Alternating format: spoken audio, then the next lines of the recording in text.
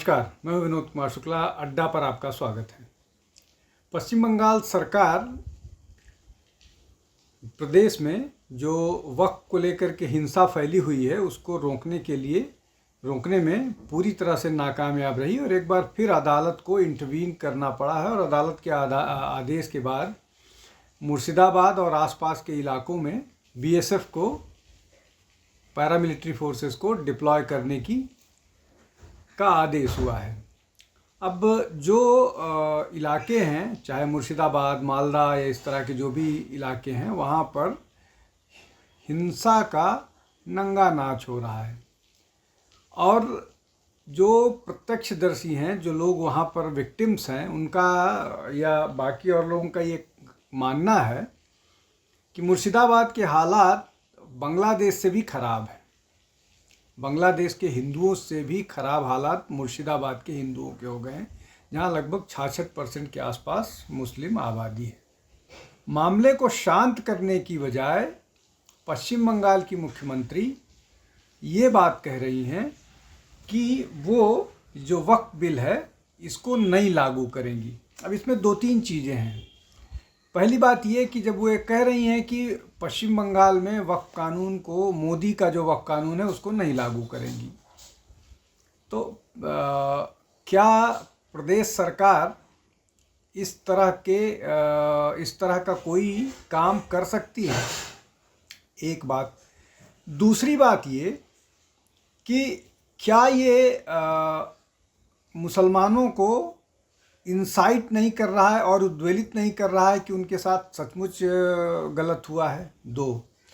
तीसरा ये कि अगर लॉ एंड ऑर्डर जो है वो प्रदेश सरकार के हाथ में है, तो प्रदेश सरकार इसको क्यों नहीं रोक पा रही और सख्ती से क्यों निपट रही है? चौथी बात, क्या ममता बनर्जी की अपील काम नहीं कर रही है? इसलिए कि दो लोगों पर, एक जो मंत्री महोदय थे जिन्होंने बोला है कि हम पूरा थाने को और कलकत्ता को जाम कर देंगे, उन्होंने ये भी दावा किया है कि उनको मुख्यमंत्री ऑफिस से शाबाशी मिली है। और एक और मुस्लिम विरोध जो कर रहा है इस कानून को, उसने ये तक दावा किया है कि हम ममता बनर्जी की दया पर नहीं हैं, ममता दीदी उनकी दया पर है, मतलब मुसलमानों की दया पर है।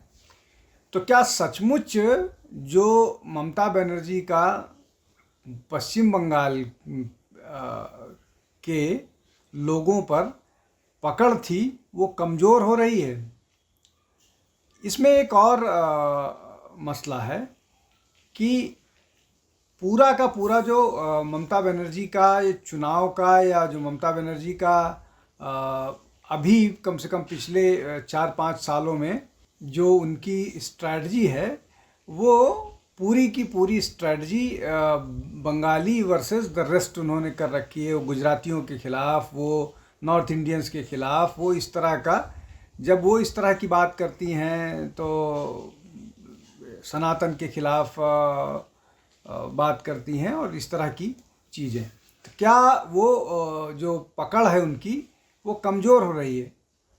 एक और महत्वपूर्ण बात है कि जिस तरह की बात ममता बनर्जी ने कही है, क्या उसी तरह की बात कोई दूसरे प्रदेश का मुख्यमंत्री कह सकता है? जैसे उदाहरण के लिए मान लीजिए मैं ये कहूँ कि उत्तर प्रदेश में सबसे ज़्यादा वक्फ की प्रॉपर्टी है और उत्तर प्रदेश के मुख्यमंत्री ये कह दें कि मैं किसी वक्फ को नहीं मानता हूँ, मैं अपने हिसाब से चलूँगा, मैं वक्फ को रिकॉग्नाइज ही नहीं करता हूँ।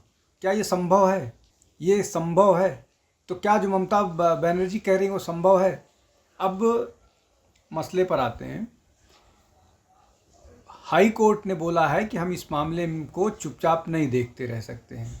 उन्होंने आदेश दिया है कि बीएसएफ और लोकल पुलिस तालमेल के साथ काम करेंगे। अब इसमें दो तीन चीज़ें हैं जो मसला निकल कर के आ रहा है कि तालमेल की बात जो कही जा रही है, अब तालमेल जो है वो किस तरह का तालमेल और कितना तालमेल, इस जो उनको सपोर्ट करने के लिए, पूरी मदद करने के लिए बीएसएफ को या सेंट्रल पैरामिलिट्री फोर्सेस को मदद करने के लिए हाई कोर्ट ने प्रदेश सरकार को बोला है। अब इसमें जो बात है वो ममता बनर्जी की, वो तो निश्चित तौर पर खतरनाक है, लेकिन उन सब के अलावा जो CAPF है डिप्लॉयड इन मुर्शिदाबाद, वो केवल मुर्शिदाबाद के लिए नहीं होगा, वो आसपास के मालदा और बाकी और जो ज़िले हैं जो इस तरह की घटना से प्रभावित हैं, वो वहाँ पर भी ये CAPF जाएगी। और इनकी ये ADG लेवल का, मतलब एडिशनल डायरेक्टर जनरल लेवल का अधिकारी जो होगा, वो कोऑर्डिनेट करेगा दोनों पैरामिलिट्री और स्टेट पुलिस के लोगों के साथ। और इनको 17 तारीख को अपनी एक रिपोर्ट देनी है, दोनों को, केंद्र की एजेंसी को और प्रदेश की एजेंसी को। लेकिन इन सब से अलग जो पश्चिम बंगाल की या इन जिलों की जो परिस्थितियां हैं वो खतरनाक हैं, इसलिए कि पुलिस तो कुछ कर नहीं रही थी, इसलिए कि पुलिस जानती थी कि पुलिस कुछ करेगी तो पुलिस पिटेगी, और पुलिस अपना चुपचाप जो हो रहा था उस पर चुप्पी साधे हुए थी और अपना ड्यूटी पूरा कर रही थी। लेकिन बीएसएफ ऐसा नहीं कर सकती है, बीएसएफ ऐसा नहीं कर सकती है। और बीएसएफ ने जब सख्ती करना शुरू किया तो बीएसएफ पर भी आक्रमण शुरू हो गए। बीएसएफ के जवानों के साथ हाथापाई करने की बात या बीएसएफ जवानों पर अटैक की बातें सामने निकल कर के आ रही हैं। अब बीएसएफ का डिप्लॉयमेंट कितना होगा, कहाँ होगा, कितनी भीड़ को बीएसएफ वो करेगी, और बीएसएफ को स्टेट पुलिस कितना सपोर्ट करेगी, इसलिए कि स्टेट पुलिस का अपना ट्रैक रिकॉर्ड बहुत ख़राब है। इसलिए कि सबको मालूम है, जब शेख शाहजहाँ को गिरफ्तार करने के लिए ईडी गई थी तो ईडी पीटी थी, ईडी के लोगों का सर फूटा था। सीबीआई के खिलाफ ममता बनर्जी जब खुद अनशन पर बैठ चुकी हैं, जब राजीव कुमार जो अभी के डीजीपी हैं उनसे पूछताछ करने के लिए गई थी, तो वो ममता बनर्जी सीबीआई के खिलाफ अनशन पर बैठ गई थी।